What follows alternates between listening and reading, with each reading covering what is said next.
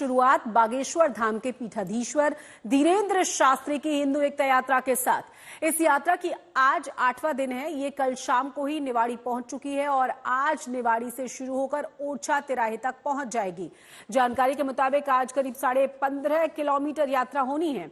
बीते 7 दिनों में अब तक 140 किलोमीटर की यात्रा को पूरा किया जा चुका है।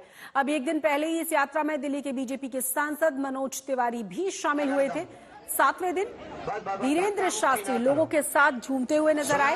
इस दौरान उन्होंने आज तक से खास बातचीत भी की। उन्होंने कहा कि संभल में गोली चलाने वाले उपद्रवियों पर देशद्रोह का मामला दर्ज होना चाहिए। साथ ही साथ उन्होंने गंभीर आरोप लगाया कि बांग्लादेश में हिंदुओं को मुसलमान बनाया जा रहा है।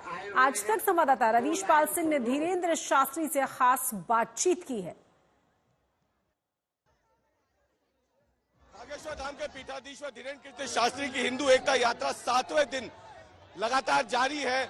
घुक्सी से निकल के अब ये यात्रा निवाड़ी को, ये देखिए नृत्य कर रहे हैं।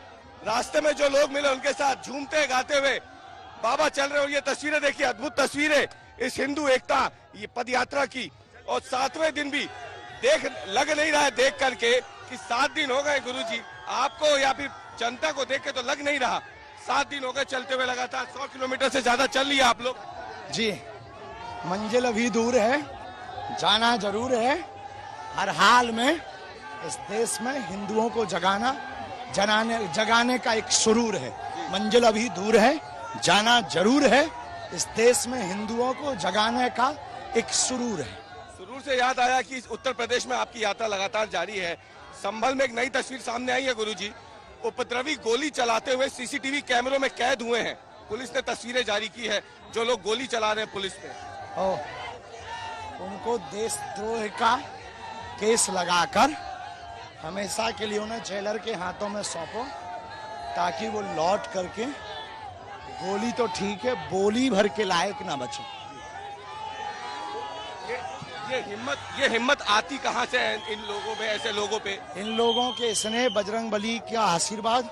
हम पूर्व आचार्यों को याद कर लेते हैं। जब थक जाते हैं यहीं रोड पर सो लेते हैं, थक जाते हैं यहीं खा लेते हैं, थक जाते हैं यहीं चाय पी लेते हैं, थक जाते हैं थोड़ा नच लेते हैं, मुस्कुरा लेते हैं।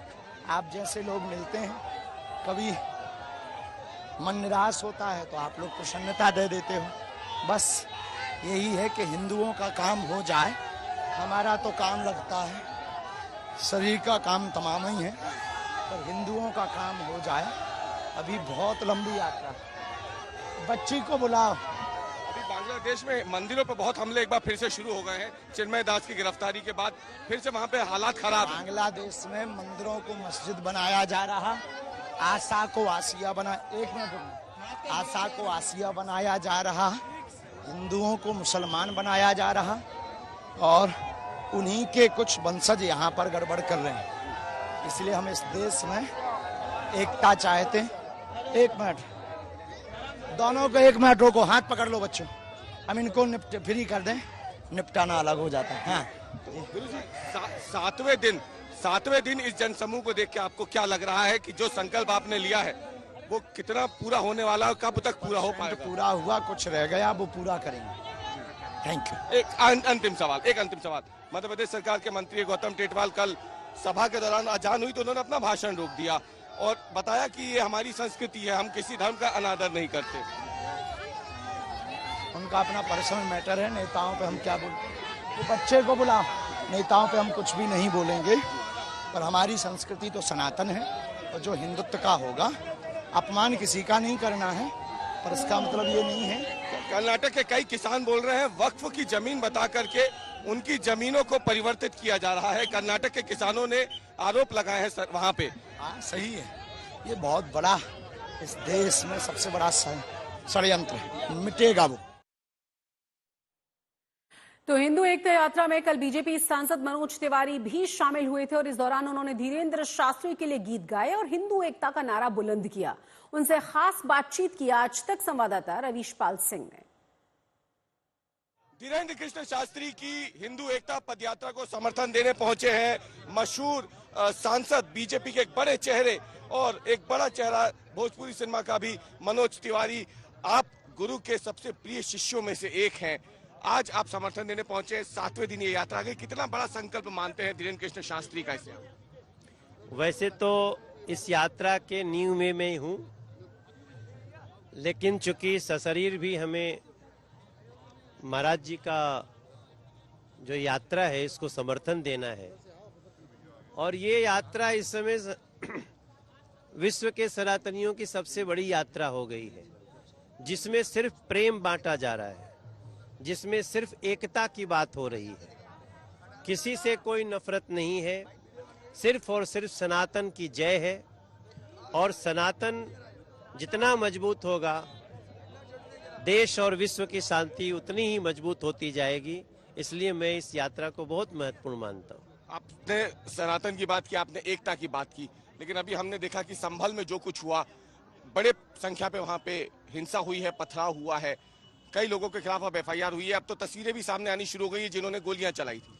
हाँ, देखो, वो तो न्यायालय पे हमला है। संभल में न्यायालय पे हमला हुआ और हमला करने वालों को कड़ी से कड़ी सजा मिलेगी, ऐसा लोग विश्वास रखें। मनोज जी, एक सवाल ये भी है कि आप खुद भी सनातनी हैं, आपने एक बड़ी सब यात्रा को भी इसको नींव के तौर पे देखा है। बांग्लादेश में जो कुछ हो रहा है, गुरुजी का भी कहना है कि एक बहुत गंभीर विषय है, यहाँ पे भी लोगों को समय पर चेत देना चाहिए, नहीं तो हालात जो है कमोबेश वैसे ही होंगे जैसे बांग्लादेश में है। ये अभी उन्होंने अपनी पूरी यात्रा के दौरान कहा है। इसमें कोई दो राय नहीं है, समय से सजग हो जाना चाहिए, और देश के सनातनी, देश के लोग इस बात को समझ रहे हैं। बांग्लादेश में जो हो रहा है उस पर पूरी तरह भारत की भी नज़र है। विश्व समुदाय को इसमें इंटरवीन करना चाहिए, क्योंकि भारत इस तरह से हिंदुओं पे अटैक को केवल मूक दर्शक बन के तो नहीं देख सकता। हमारे देश की सरकार भी बहुत चिंतित है, और हम बांग्लादेश में हिंदुओं के साथ हो रहे व्यवहार का, हम दुर्व्यवहार का निंदा करते हैं, और आगे इन लोगों को कैसे सुरक्षित रखना है इसके लिए भी हम आगे बढ़ेंगे। एक आखिरी सवाल मनोज जी, वक्फ बोर्ड को लेके धीरेन्द्र कृष्ण शास्त्री जी का कहना है कि या तो वक्फ बोर्ड खत्म हो या फिर सनातन का बोर्ड बने। आप सांसद भी हैं और वक्फ बोर्ड को लेके संशोधन भी इस बार संसद में पेश बिल आना है। देखिए, अभी बड़ा अच्छा समय है। आज की भारत की राजपीठ व्यासपीठ को ध्यान से सुनती है, और हम ध्यान से सुन रहे हैं, तो उसका निदान भी करें। आप जो एक बड़ा चेहरा भी हैं भोजपुरी का, एक दो शब्द, अगर 2 लाइन आप कह सकें गुरु जी के लिए, हमारे दर्शकों के लिए। नहीं, हम तो राम के थे, राम के हैं, हम राम के रहेंगे।